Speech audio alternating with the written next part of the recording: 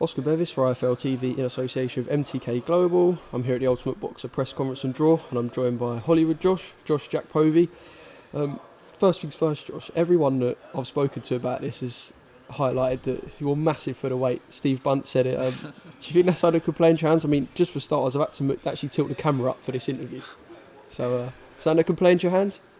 Hey, listen, it actually made me laugh. I thought they were actually advertising for models. When they said small waist, small ankles, I was like, who's coming in? Is it a pageant? Is it the secret models are coming in? And then he was talking about me. But yeah, it is at this weight division tough. But that's why my lifestyle has to be very disciplined. And I think I don't find it as hard as some people, because if you live a good lifestyle, I'm always hydrated. And I lose weight as a process, a long period. I don't do it the short 1 week, burn yourself out, no saunas, no crazy stuff like that. So I manage it quite well, to be fair. It's never going to be easy at this weight, but I manage it well. If you look at your record, I think you've had the most fights out of anyone on now, I believe. Okay. With 13 fights, 12-1. Your one defeat actually came to someone in the tournament. Yeah.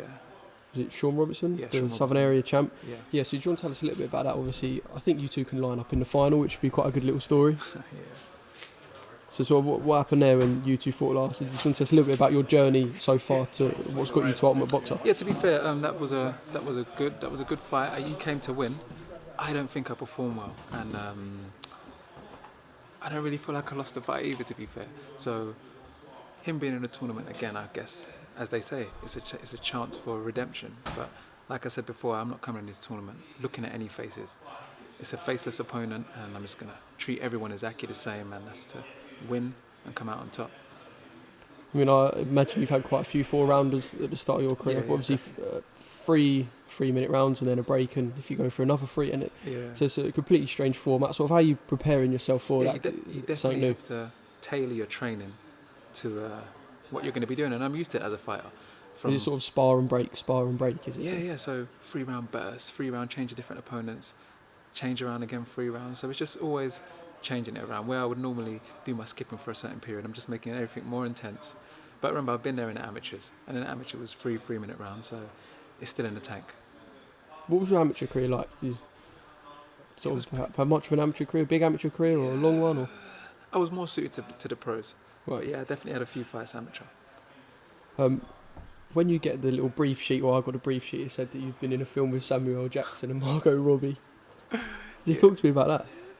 Yeah, that was a very good experience. I've been in quite a few different films at the time when I was focusing on a bit of acting. I feel like I can do anything. So when I saw an opportunity for acting coming up, I jumped straight on it, and it was a good experience.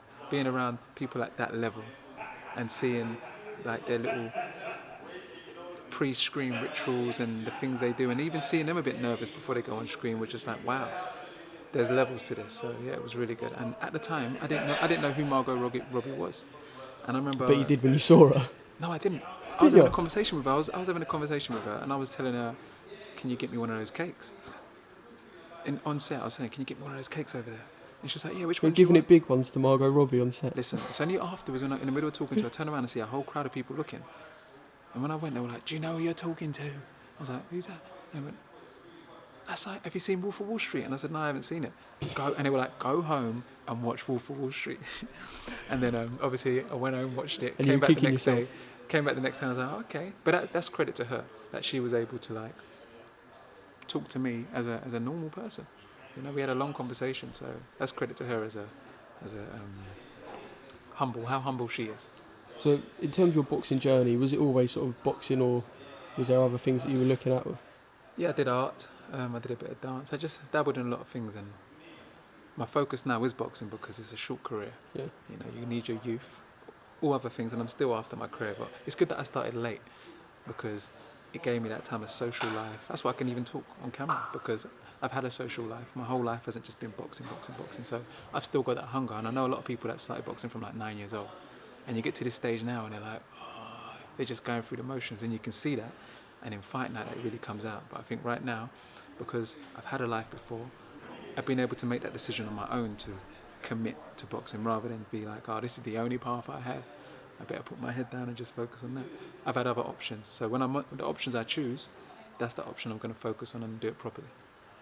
Okay, and just finally, is there anything that we can expect from your fight night? Would you like to go in there and sort of have toe-to-toe wars, or can we expect you obviously quite tall, you get rangy behind the jab, or anything we can expect in particular? I'm a fan of The Art of War, written by Sun Tzu, and you have to go out there and adapt. So if they want a war, they're not going to get it. And if they want to box, they're not going to get it. So you've got to go out there and do whatever they don't like. And I think that's the attitude I'm going to come in there with. Sounds exciting. Joshua, I look forward to seeing you on fight night, and yeah, we'll catch up with you then. Thank you very much. Perfect.